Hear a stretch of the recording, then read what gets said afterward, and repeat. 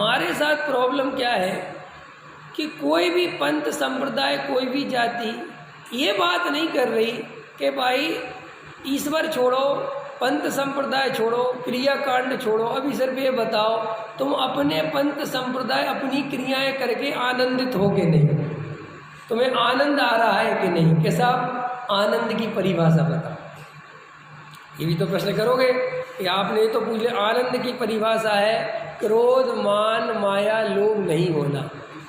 आनंद की क्या परिभाषा है? क्रोध, मान, माया, लोभ। थोड़ा लौकिक भाषा में बोलो।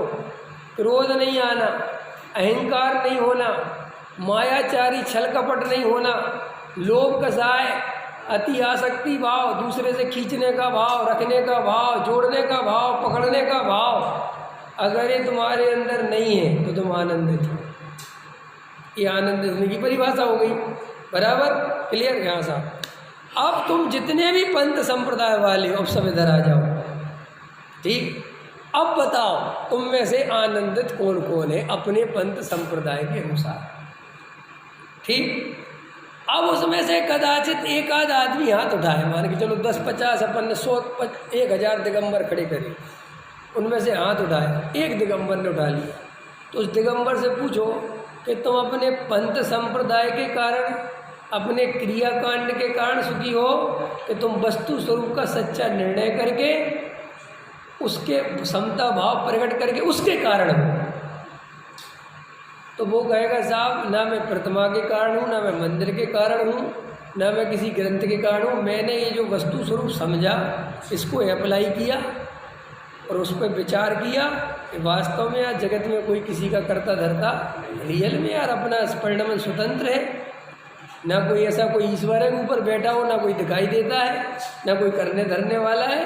ये बात समझी, समता भाव आया। इसका मतलब तुम अपने पंथ संप्रदाय के कारण नहीं हुए, क्योंकि वे 900 भी तो थे, वे 999 वे तो अभी भी लड़ाई झगड़ा कर रहे हैं।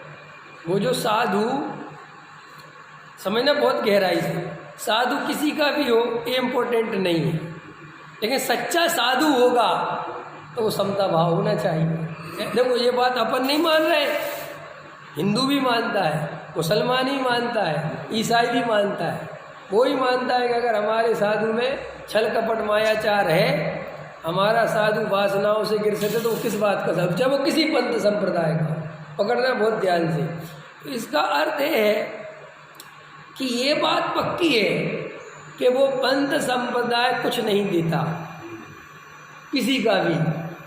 कोई भी पंथ संप्रदाय किसी को धार्मिक बनाने में सक्षम, माने आनंदित करने में सक्षम। जो जीव विचारशील है, जो अपनी कसायों को जीतता है, चाहे वो किसी भी पंथ संप्रदाय का हो, वो साधु हो जाता है। वो आनंदित, साधु माने आनंदित हो जाता है। तो आप अच्छे से पहले ये बात समझ लें कि दुनिया में जितनी भी लड़ाई लोग लड़ रहे हैं, वे सारे लड़ने वाले अज्ञानी हैं, उसमें से एक भी ज्ञानी नहीं है, एक भी ज्ञानी नहीं है। और वे अज्ञानी कौन है, कैसे लड़ रहे हैं? कोई ग्रंथ के नाम पर लड़ रहा है कि हमारा ग्रंथ सही है, तुम्हारा ग्रंथ गलत है, जबकि ग्रंथ से लेना देना उसे कुछ भी नहीं है। ये सारी लड़ाई है ईगो की, ये सारी लड़ाई है अहंकार की। वो जो कह रहा है ना मैं समय सार के लिए जान दे दूंगा, उससे कहो तुम्हारे समय सार ने जान लेना या देना सिखाया है कि आत्मा में रमना सिखाया है। मैं मोक्षुओं के लिए जान लगा दूंगा, ये तो तुम फिर हो गए तुम, फिर तुम समझे ही नहीं कि यहाँ जान मान लगानी नहीं किसी को किसी के लिए। ज्ञानी जान मान नहीं लगाते, कहीं किस बात की जान लगाए भाई। होता स्वयं जगत परिणाम, मैं जग का क्या करता काम, मैं क्या किसी को अपनी और अपना भाव खराब करूंगा क्या? पकड़ में आया तो कोई ग्रंथ के लिए लड़ रहा है, कोई पंथ के लिए लड़ रहा है, कोई संप्रदाय के लिए लड़ रहा है, कोई मंदिर के लिए लड़ रहा है, कोई जाति के नाम पर लड़ रहा है। और मज़ेदार बात है, उसका वास्तविकता से लेना देना कुछ भी नहीं है। एक आदमी कह रहा है ईश्वर है, और एक आदमी कह रहा है ईश्वर नहीं है।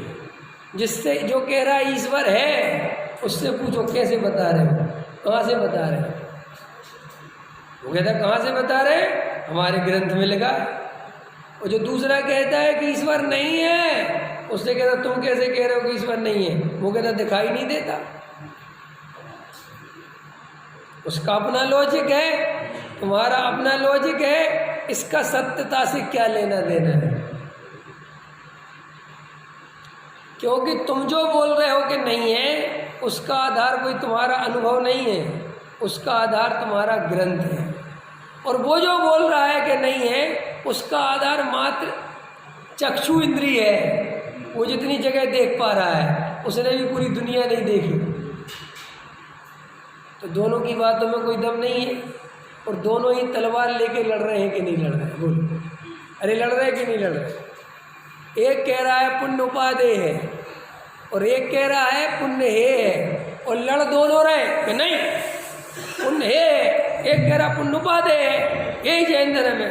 उससे कहो चलो अभी ये उपादेय की चर्चा बाद में करेंगे, पहले ये बताओ जो ये करा काहे के लिए जाता है, क्या जरूरत है पुण्य को ये करने, क्या कारण है? कि साहब आत्मा के लिए, अगर आत्मा चाहिए है तो तुमने लिया,